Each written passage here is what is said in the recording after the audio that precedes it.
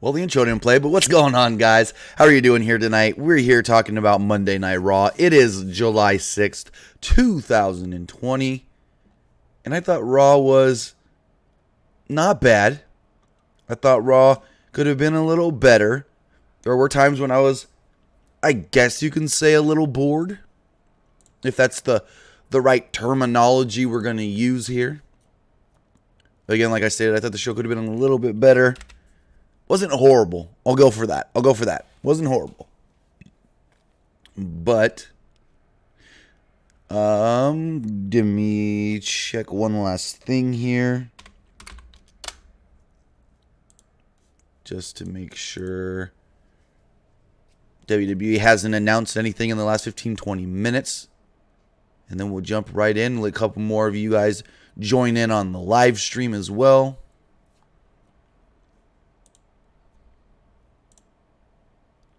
All right, WWE. Come on. Specific image I want. All right, so see who's here with us so far in the live stream. We got a couple of you guys in the live chat. We got Derek Bocek. We got Eagles fan Joey. We got Sean Cook, Eric Tate. What is going on? And let's jump right into it. So tonight's Monday Night Raw kicked off with WWE Champion. WWE Champion Drew McIntyre kicked off the show. Drew came out and talked about his upcoming match at the Horror Show at Extreme Rules. So when they go, listen to this bullshit. So when they're talking about Extreme Rules, they got to say, Drew McIntyre will be taking, what is it? Drew McIntyre will be taking on Dolph Ziggler at the Horror Show at Extreme Rules. Like, really? You got to go all of that? You've got to be flipping kidding me.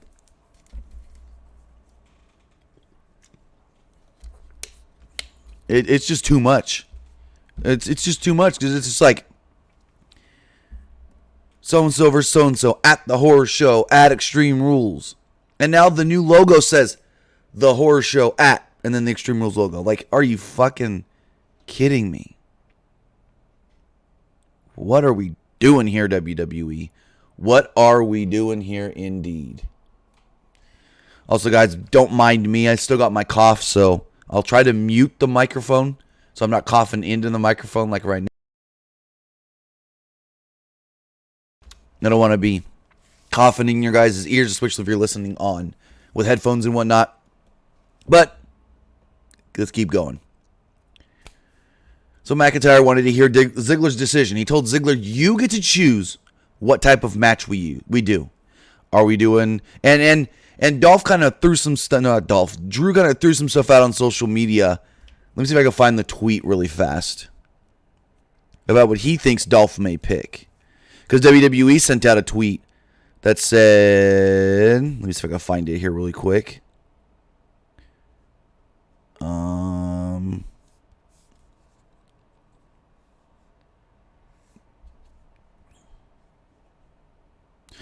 So WWE sent out a tweet saying, what stipulation should Dolph Ziggler choose? They showed him with a chair in his hand. They showed him in a cage. They showed him in a ladder match. And McIntyre said, no DQ, my arms tied behind my back, blindfold, loser, has to be the other's caddy for a year. What's the stipulation, Dolph? And he says that he expected the announcement to be made tonight on Raw, which it wasn't. So Ziggler comes out and said that his stipulation for Horror Show Extreme Rules. This was said so many different ways tonight because it was like some guys know the old way. The Extreme Rules, the Horror Show, or Horror Show Extreme Rules, or the Horror Show at Extreme Rules. Like, nobody knows. They've changed it so many goddamn times. The talent doesn't even know what the right way to say it is. I mean, MVP said it two different ways in his talking segment when he unveiled that crappy U.S. title.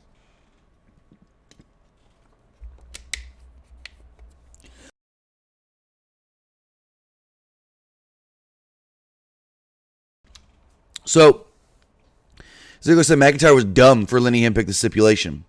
McIntyre reminded him that he was the WWE champion. Ziggler told McIntyre not to compare their resumes because Dolph's resume is longer. They went back and forth here for a few minutes. Ziggler then claimed that McIntyre left people behind on his way to the top. He also told Drew that he will not tell him what the stipulation is until, and correct me if I heard this wrong, but the way I heard it was Dolph said, you won't know what the stip is until the match starts. Because the way Dolph was like, I ain't going to tell you what the stipulation is until Extreme Rules. Correct me if I'm wrong on that, but did I hear it wrong? Is that the way Dolph said it? So he said that McIntyre likes to leave people in the past. He then brought out, well, Heath Slater. Now, if y'all remember, Heath Slater was not suspended, but released by the WWE back on April 15th of this year. And this is nothing more than a one-time thing. Nothing more than you are still legally contracted to WWE until July 14th, I believe it is. And so if we want you to come to work, you still got to come to work. And that's what tonight was. Heath Slater got the call. They said, come this weekend. He came, and we'll talk about it. Because I thought it was good and bad. And nothing against Heath. So they got down into the ring. Slater and Ziggler entered in. Ziggler wearing a free agent shirt from his Pro Wrestling Tee store. Slater spoke about their long history together. He remembered McIntyre getting called up and basically being the first real call-up in WWE to the main roster. He said, you were the chosen one, but you really weren't. But the guy standing right now in front of me finally is. Slater recalled McIntyre winning the WWE title and watching with his kids at home and being so happy that he cried for his friend. He said, that might be the first time my kids ever even seen me cry. However, Slater said that I watched, but I was also then fired. Slater said they only spoke once since he got fired, and that was on the bump. The only show that WWE let him come on and speak his mind. He spoke about his kids. He said, not the 22 kids and whatnot you think I really have. No, I have 2 kids. That's it. He recalled McIntyre claiming that he would petition to get a match for him, but he never did that, and he's still unemployed. He said, I've got kids. I've got to provide for them, and this isn't a gimmick. Slater said, when you were fired, when you were released from this company, I called you basically every day.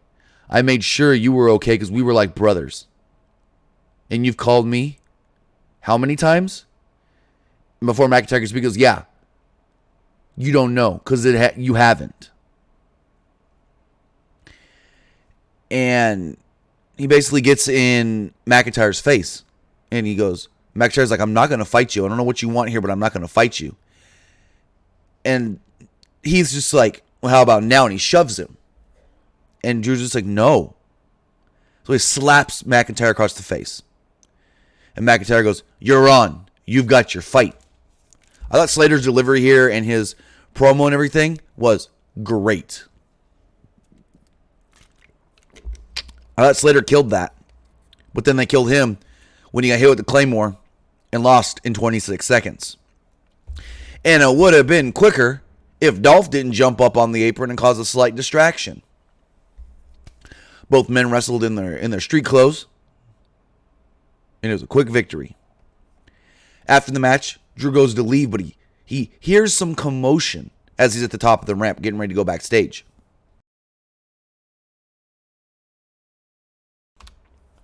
And Dolph had jumped back into the ring and started kind of like berating Heath Slater. He then starts to fight Slater. He mounts Slater and just starts punching him. So Drew runs down to make the save and Dolph runs away. Slater then looked at McIntyre with tears in his eyes. McIntyre helped him to his feet as the two hugged in the middle of the ring. I thought overall the segment was really, really good. It went about 22, 25 minutes. But I thought overall the entire thing was really good, other than I thought maybe, and I was stupid to even think this, but that maybe Slater would get a move or two in. Slater would maybe dodge something. Take. So here's what I thought was going to happen. Drew's going to run at him, maybe with a clothesline or something. Slater duck it. Slater then take down Drew with the clothesline of his own, and Drew kind of look at him like, I really don't want to fight you, brother. And then Slater do something to piss him off again. Then the Claymore comes and he's done. I thought they'd give Slater something. No. And I was dumb for even thinking it because he's a guy that's been fired. Why would I think they're going to give him something? So, in the back, Sarah Schreiber wanted to interview Bayley and Sasha. And Bayley goes, wait. Why should we talk to you when we can go talk to the world? Let's go, Sash. So they leave, and Asuka all of a sudden appears. And Asuka is asked, how are you going to deal with those two by yourself tonight? And Asuka goes, she says something along the lines of like, you think I'm alone? And then she laughs and just kind of dances off. So Bayley comes out, or Bayley and Sasha actually. They spoke about their busy schedules. Bayley said Nikki Cross can't beat her Extreme Rules, and Banks, well, she's going to tap out Asuka. Banks said that they were about to take over this company. And as she said that, Asuka would then come out. Asuka would interrupt, and Asuka asked, Two Belts Banks, or she questioned Two Belts Banks. She's like, Two Belts Banks? What? And said that Banks wasn't good at math. Asuka told Bayley that she wasn't ready for her tonight. Asuka noted that Banks didn't even have a match. Bayley then said, oh, you got something? You got something? Okay, let's do this. Sasha's ready to fight. And out would come Kairi Sane. And Kairi would make her way down to the ring, and we get Kairi Sane versus Sasha Banks. And I hate in wrestling when we get a match that goes past 10 minutes without a damn finish. Because that's what this was. It was a 13.5-minute match that ended in a DQ. So early on in the match, Bayley and Asuka were arguing. And then Asuka shoved down Bayley. Sane sent Banks out of the ring and knocked down the tag team champs with a baseball slide. Later on, Sane put Banks in a cross-leg Boston Crab. It was like a high-angle, cross-legged Boston Crab. Sasha couldn't move. Sasha was about to tap, and then Bayley runs into the ring, attacks Kairi Sane, and causes the DQ. The bad thing was that the 13 minutes that this match went, there wasn't really much to it. It was just a lot of basic, simple stuff. And nothing of note, to be honest.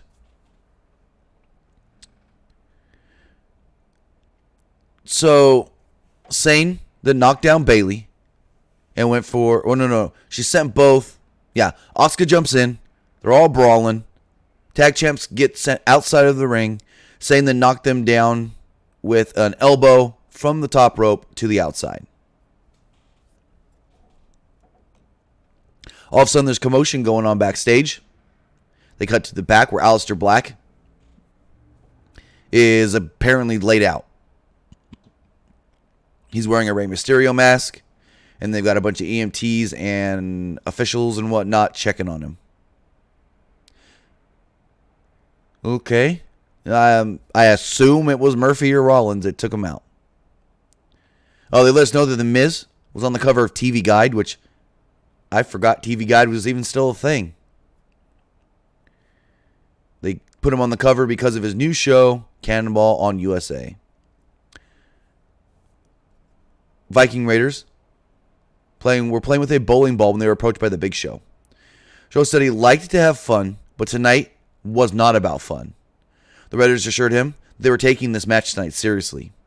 They said they looked up to Edge and Christian and noted that Edge was a fellow Viking. They were about to do their own 5-second pose when Show smacked them each in the chest. They got serious and said, well, the raid is on. Next up, we got Kevin Owens back. Kevin Owens not gone for that long.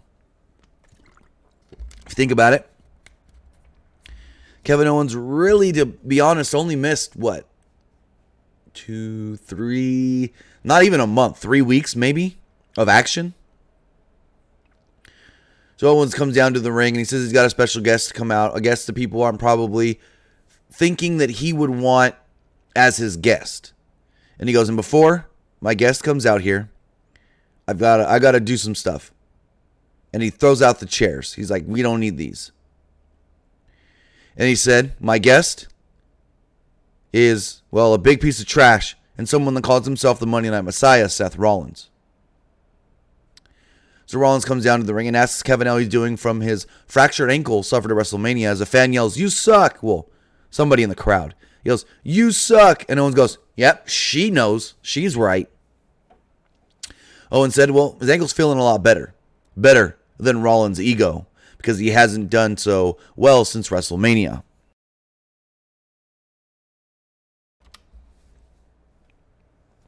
Owens said that they all fight for the opportunity to compete at WrestleMania. Opponents end up sharing a bond because of it. Owens had a gift for him, and he gave him a KO Mania shirt. Same shirt he wore when he beat Rollins at WrestleMania. Rollins chucked the shirt, and Owens said he wanted to address Rey Mysterio, who, is now medically cleared.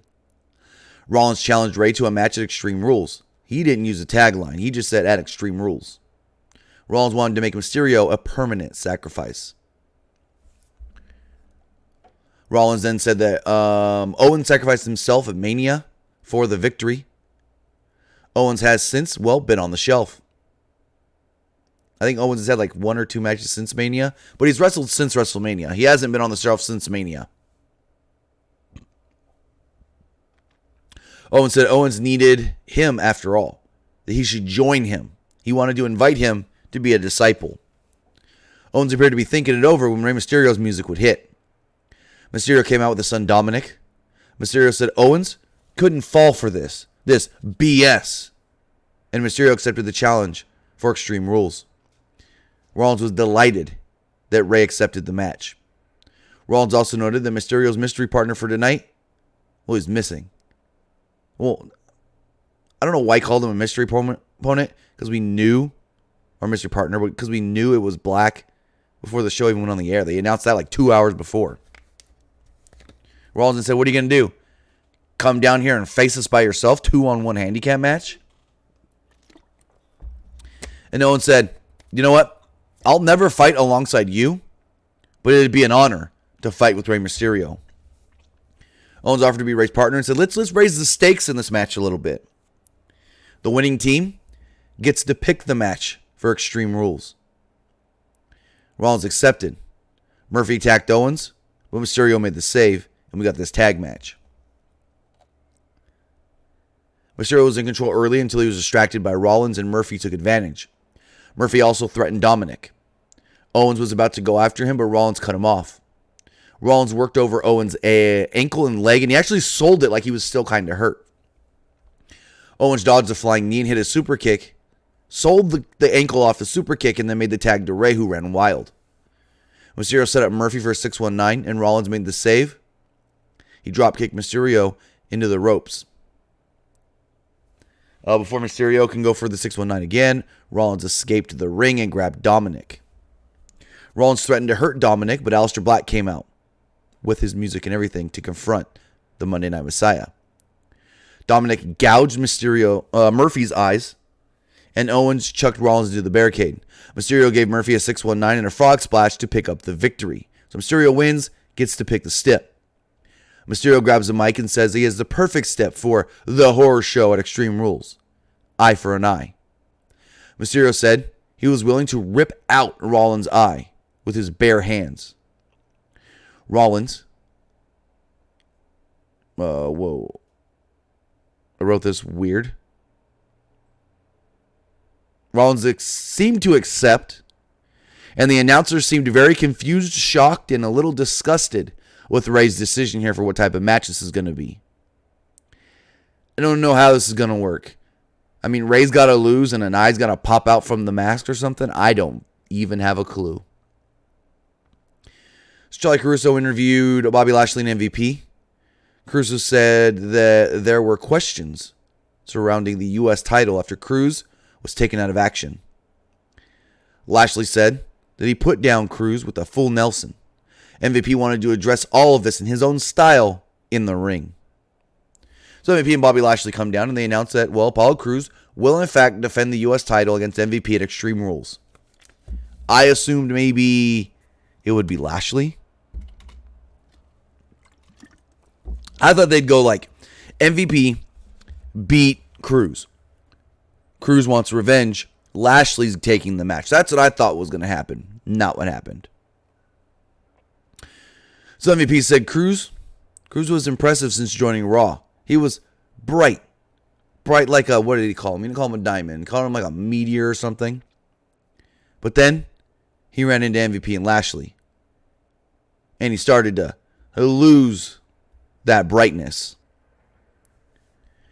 MVP said that he beat Crews last week, and well, he should be now the rightful United States champion.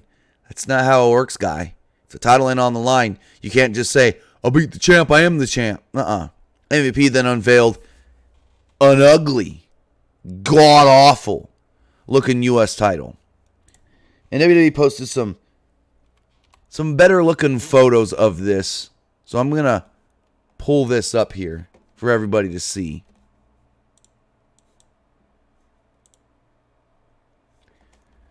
So, this is what the title looks like up close, because it was a little hard to see on television.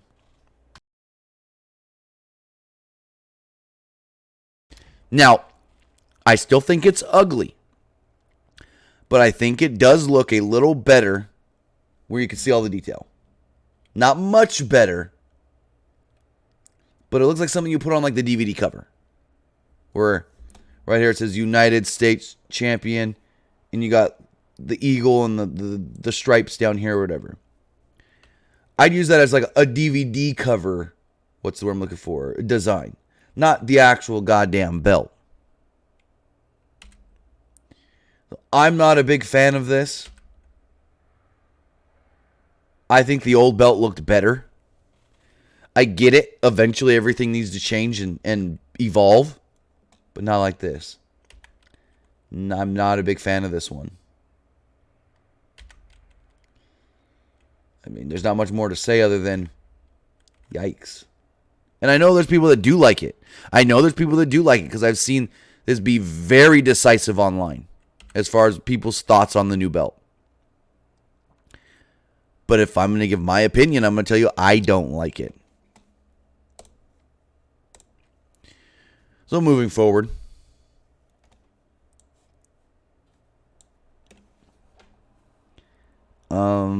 Ricochet and Cedric Alexander would interrupt. Alexander said the new belt looked pristine. Yeah, of course, you want to put it over. He also noted that you need to earn titles in WWE. Ricochet warned MVP that he and Crews are friends, and that they disrespected Crews last week, and now they're here for a little revenge. Ricochet wanted to put MVP and Lashley out of business. He said, we're going to put your hurt business out of business. They then attacked MVP and Lashley as we went to commercial break. As we come back from the break, we got a tag match going on. MVP and Lashley against Ricochet and Cedric, and MVP wrestling in his suit. Another impromptu tag match.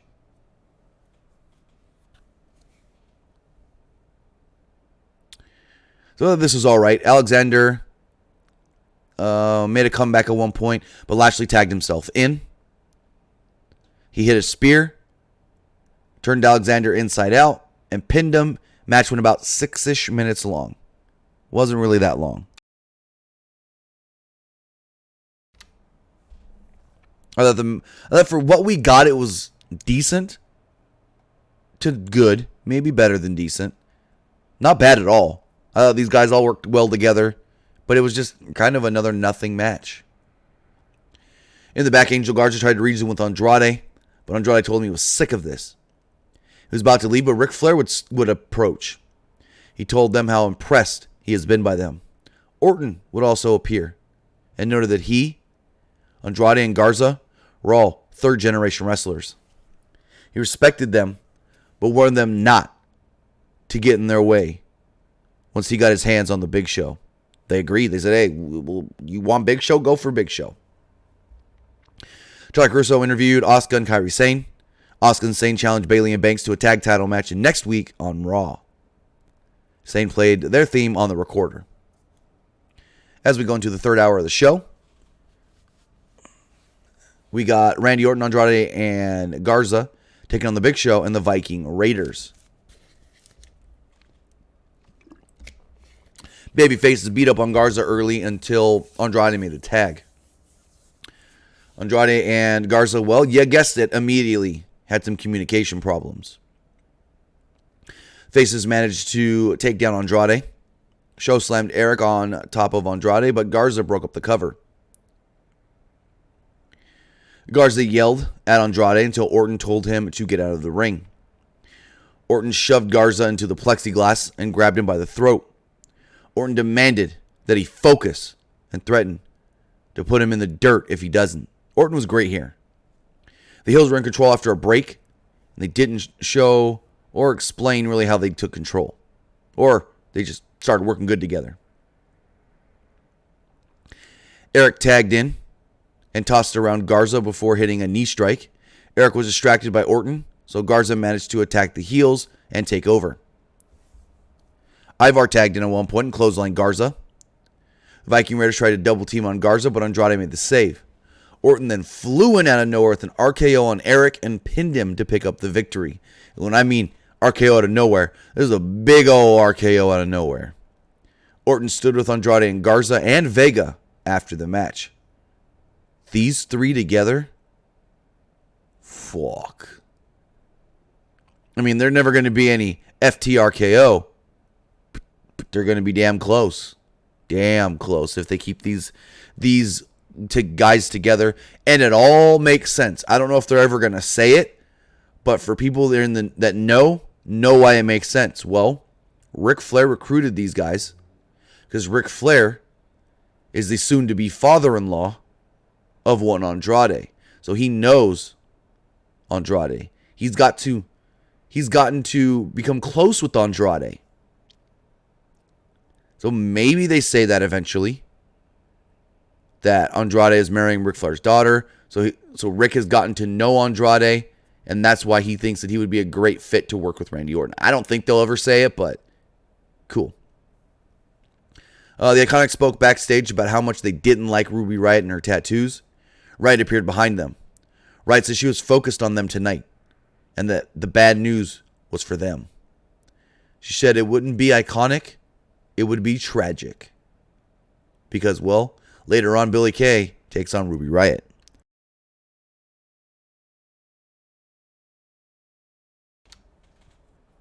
MVP was with Alexander. MVP respected him for attacking them earlier, but also wondered why he would want to be nothing more than Ricochet's sidekick. MVP said that he would be stuck in catering his entire career if he didn't listen to him. And Alexander was more annoyed than anything. Flair congratulated Orton on his win. Orton was still focused on Big Show, though, when Truth would accidentally run in. Truth noted how well dressed Flair was for a man who calls himself the dirtiest player in the game.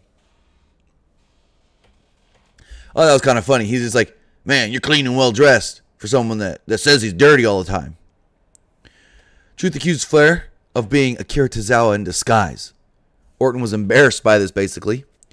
Truth ran away upon seeing Tozawa and four ninjas coming at him. Tozawa and the ninjas stopped in fear of seeing Orton. Orton did Truth a favor by pointing them in the wrong direction. By the end of this, Orton did seem amused and kind of laughed it off. But he did seem like, man, that bullshit's so dumb, it's kind of funny.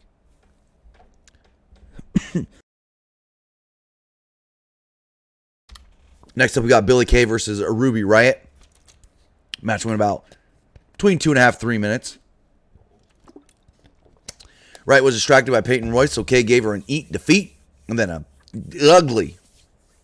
ugly looking sit-out power slam for the pinfall victory. Yeah, Ruby lost again. Since returning from her shoulder surgery, Ruby hasn't won a single match.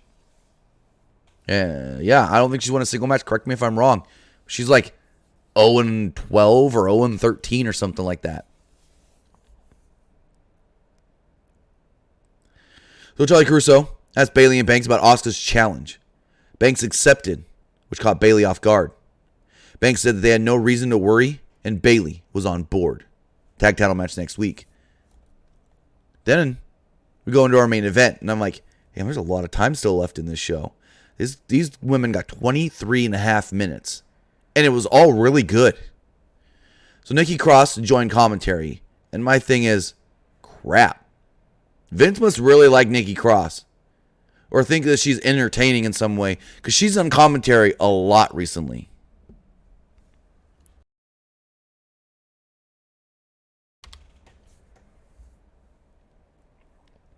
Security was trying to get Nikki Cross to leave. Finally, Tom Phillips was like, no, let her stay. She'll be fine. And Nikki's like, I'll be fine. I'll abide by the rules. I'll you know. So the match gets underway. Bayley went to the outside and knocked Cross's headset off of her head, like early on. Cross jumps up and goes wild. Security stops her, and they literally carry her out from ringside. Bayley tried to attack Asuka, but Asuka caught her with a knee strike that led to the break. Bayley managed to take control without cheating or distracting, or any distractions, I mean. She went for frequent covers, but could only get twos. Banks was going to attack Asuka behind the referee's back, but Sane confronted her. Bayley tied her between the ropes, drop kicked her, and missed.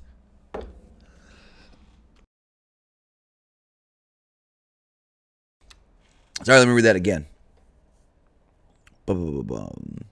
Bayley tried to go between the ropes, but missed a drop kick, and Asuka kicked her instead. Asuka followed this up with yes kicks and a Shining Wizard for a 2. I believe that Shining Wizard was the back of the head. Asuka used a missile drop kick for a 2. Bayley ran away, but when she slipped back into the ring, she grabbed Asuka and did a slingshot twice into the ropes for a 2. Bayley dropped Asuka onto the announce table and put the headset on to brag about being in control. Bayley remained in control after the commercial break. Bayley slapped Asuka, which only fired Asuka up. Asuka came back with a code breaker, strikes, running hip attack, German suplex, hip attack, 2 off of all that. Asuka ducked a strike from Bayley and nailed Bayley with the back fist. Caught her flush the side of the head. Bayley took a moment while Banks checked on her. Asuka continued the attack and used a missile dropkick for a 2. They fought on the apron until Bayley dropped Asuka face first onto the buckle before hitting a running knee into the barricade. Bayley would then strike Sane. Knowing Sane would try to attack her, this distracted the referee. Banks attacked Asuka, and Bayley followed up with the back suplex for a near fall. So Bayley's sitting on the apron. Asuka's kind of like laying there next to her, and Sasha runs up with a bottle of water, which Bayley drinks and then dumps all over Asuka. Bayley then jumps off the apron, looks straight up in front of her, and there's Nikki Cross on the other side of the plexiglass, other side of the barricade, smacking the glass, and Bayley's scared. This then allows Asuka to grab Bayley, yank her back into the ring, and put her in the Asuka lock. Sasha would jump into the ring. Sasha would jump into the ring.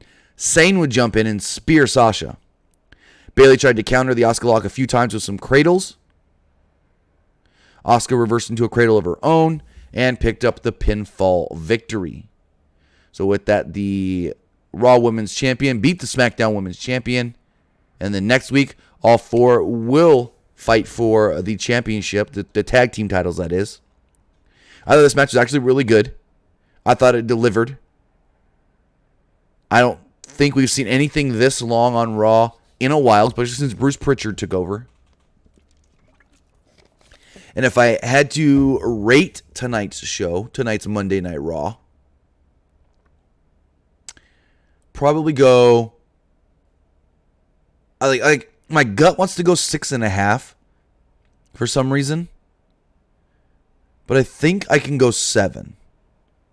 I think I can give it a 7 and be happy with that. So I'd rate tonight's show a 7. But with that, guys, that was Monday Night Raw. That was tonight's show. I want to thank everybody who did join me here tonight on Twitch, twitch.tv/pro wrestling. No, twitch.tv/PWUnlimited. I do have a few text messages I do want to read before we do wrap everything up. Remember, if you guys missed any of this podcast, any of this live show, it will go back up on YouTube tonight. Also, basically as soon as we're done here, it also goes up on demand right here on Twitch. So if you guys did miss anything, no fret. I mean, you guys can just catch anything you missed on demand. But I do have a couple of text messages here I do want to read. This person says, what are your thoughts on Sasha? She's always setting matches for Bayley, and Bayley does to Sasha. I think it's a funny dynamic. How Bayley always makes the match for Sasha when she's not expecting it, and Sasha always makes the match for Bayley when she's not expecting it. This person says, who do you see Apollo facing for the U.S. title, and do you think... Well, we already know.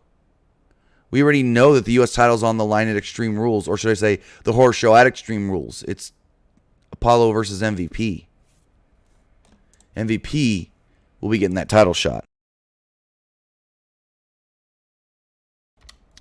But with that, guys, that's going to do it for us here tonight.